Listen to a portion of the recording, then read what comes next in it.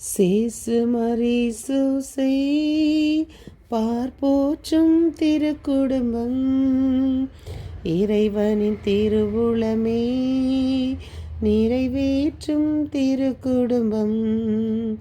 சேசு மரீசூசை பார்ப்போற்றும் திருக்குடும்பம், இறைவனின் திருவுளமே நிறைவேற்றும் திருக்குடும்பம்.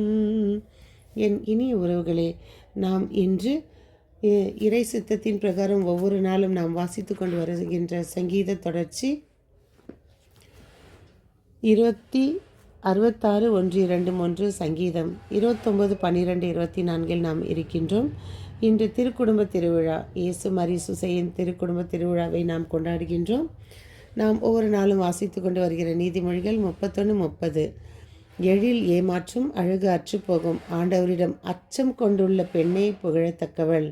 இந்த வார்த்தை அன்னை மரியாளுக்கு மட்டுமே பொருந்தும். ஏனென்றால் ஆண்டவரிடம் முழு அச்சம் கொண்டு அன்னை மரியாள் எல்லாவற்றுக்கும் இறைவனுக்கு தகுந்த இந்த உலகத்தில் பெண்மையாக வாழ்ந்ததினால் இறைவன் அவரை புகழ்ந்தார், மற்றவர்கள் புகழத்தக்கவளானார். இதோ இன்றைய முதல் வாசகம் நாம் சாமுவேல் நூலிலிருந்து 1:20, 22, 24, 28. இன்றைய இரண்டாம் வாசகம் யோவான் 3:1, 2, 21, 24.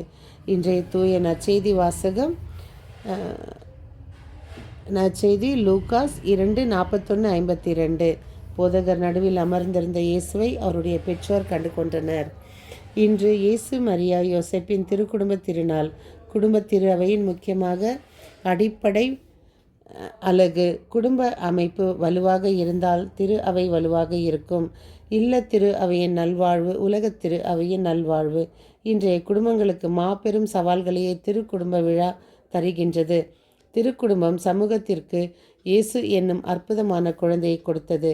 குழந்தை இயேசுவின் பொருட்டு நேர்மையாளரான யோசேப்பும் மாசற்ற அன்னை மரியாளும் துன்பங்களை தாங்கிக் கொண்டனர். ஆனால் அன்னை மரியாளுக்கு வந்த துன்பங்கள் போல் நமக்கு ஏதாவது ஒன்று வந்தால் கூட நம்மால் தாங்கிக் கொள்ள முடியாது. துணையாக இருந்தனர். நமது குடும்பங்கள் சமூகத்திற்கு எதை கொடுக்கின்றன? ஜெபம் என்ற உறவும், ஒன்றாக இணைந்து உண்ணும் உறவும், நல் குடும்ப பண்பும் உள்ளதா? குடும்ப உறவின் துன்பங்களில் உதவ முடிகிறதா? எவ்வாறு குடும்ப உறவை சரி செய்வது? நல்ல திரு அவையாக குடும்பங்கள் இயேசுவை பிரசன்னப்படுத்த வேண்டும். இறை வார்த்தையை இணைத்து வாசிக்க வேண்டும். நமது குடும்ப உறவில், பகிர்வில், கூட்டு வாழ்வில் பின் இயேசுவை கண்டு கொள்ள வேண்டும். நமது குடும்பம் திருக்குடும்பமாக மாற திருப்பாடல் 122 ஒவ்வொரு நாளும் தியானித்து ஜெபித்து வாழ்வாக்க வேண்டும். அப்பொழுது ஆபிரகாம், ஈசாக், யாக்கோப்பின் குடும்பங்களை ஆசீர்வதித்த தேவன் நம் குடும்பங்களையும் நிச்சயமாக ஆசீர்வதிப்பார். நாம் குடும்பத்தில் எதை கொண்டு வர வேண்டும்? குழந்தைகள் ஒரு குழந்தையை அழைத்து ஒரு குருவானவர் கேட்கிறார், அம்மா உனக்கு யாரை பிடிக்கும் என்று. அந்த குழந்தை சாக்லேட் கொடுத்த குருவை சொல்லுமா, அப்பாவை சொல்லுமா, அம்மாவை சொல்லுமா? யாரை சொல்லும்? ஒரு ஹாஃப் செகண்ட் யோசித்து பாருங்கள். ஆனால் அந்த குழந்தையின் பதில் என்னவாக இருந்தது தெரியுமா? எனக்கு எங்கள் அப்பா அம்மா 2 பேரையும் பிடிக்கும் என்று.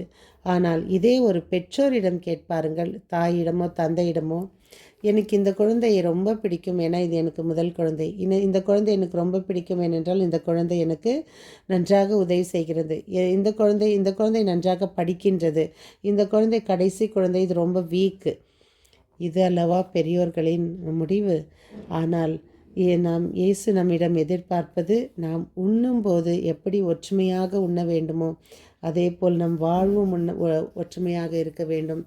ஒரு முறை போப்பாண்டவர் அவருடைய ஸ்பீச்சில் சொன்னார், நாம் உணவு உண்ணும் பொழுது உணவு அட்லீஸ்ட் ஒரு நாளைக்கு ஒரு முறையாவது குடும்பமாக அமர்ந்து அந்த ஒற்றுமையை வளர்த்து உண்ண பழகுங்கள், ஜெபிக்க பழகுங்கள் என்று. அது இந்த திருக்குடும்ப திருவிழாவுக்கு மிகவும் முக்கியமான ஒரு வார்த்தையாக இருக்கும். உறவு என்பது எப்படி? ஒருவர் துன்பத்தில் இருக்கும்போது அவருக்கு நாம் குடும்பமாக உதவ வேண்டும். குடும்பம் என்பது என்ன? நாம் வீட்டில் ஜெபித்தால்தான் நாம் ஆலயத்துக்கு சென்று நம்மால் ஜெபிக்க முடியும். வீட்டில் நாம் உதவி செய்தால்தான் ஆலயத்திற்கு உதவ முடியும். நாம் வீட்டில் ஒற்றுமையாக இருந்தால்தான் ஆலயத்தில் நம்மால் ஒற்றுமையாக இருக்க முடியும். நாம் வீட்டை கட்டி எழுப்பினால்தான் ஆலயத்தை கட்டி எழுப்ப முடியும். ஒரு உணர்வில், நமது குடும்ப உறவில், பகிர்வில், கூட்டு வாழ்வில் நாம் இயேசுவை கண்டு கொள்ள வேண்டும். எப்படி? ஒருவருக்கொருவர் அவருடைய கஷ்ட காலங்களில் நாம் உதவ வேண்டும். குடும்பம் உதவ முடியவில்லை என்றால், உதவவில்லை என்றால் யார் உதவுவார்கள்? நாம் திருப்பாடல்கள் சொல்வது போல, அன்புக்கு நண்பன் இருப்பான், ஆனால் உன்னுடைய கடினமான கஷ்டங்களுக்கோ உன்னுடைய உடன் பிறந்தான் என்று. அதுபோல் நம்முடைய உறவுகளிடம் நாம் அன்பு கொள்வோம். ஒவ்வொரு குடும்பங்களிலும் ஒவ்வொரு குறைகள் இருந்தே இருக்கும். அது நமக்கு முக்கியமல்ல. அது ஒரு பொருட்டாகவே எண்ணக்கூடாது. நமக்கு ஒரு உடலில் ஏதோ ஒரு நோய் வருகிறது, அந்த நோயே வைத்து நாம் சாவதில்லை, அதிலிருந்து நாம் விடுதலை ஆகிறோம். அதுக்கு எத்தனையோ மாத்திரைகளை உட்கொள்கிறோம், இன்ஜெக்ஷன் எடுக்கிறோம், அதற்கு தகுந்த நாம் பரிசோதனை செய்கிறோம், அதுக்கு தகுந்த நாம் ட்ரீட்மெண்ட் எடுத்துக்கொள்கிறோம். இதுபோல் தான் நமக்கு வரும் உறவுகளில் மத்தியில் எத்தனையோ கஷ்டங்கள், துன்பங்கள் ஏற்படலாம். இன்று சிறு சிறு காரியங்களுக்கு டைவர்ஸை தேடி போகும் இளைஞர்களுக்கு நாம் பெரியவர்கள் முன்மாதிரியாக வாழ்ந்து காட்ட வேண்டும். நம் உறவுகள் மத்தியில் நாம் ஒரு காலத்தில் நம் தாத்தா பாட்டி, நம் பெற்றோர்களை நினைத்திருந்தால் ஒவ்வொருவரும் 50 ஆண்டுகள் 75 ஆண்டுகள் ஒற்றுமையாக வாழ்ந்திருப்பார்கள்.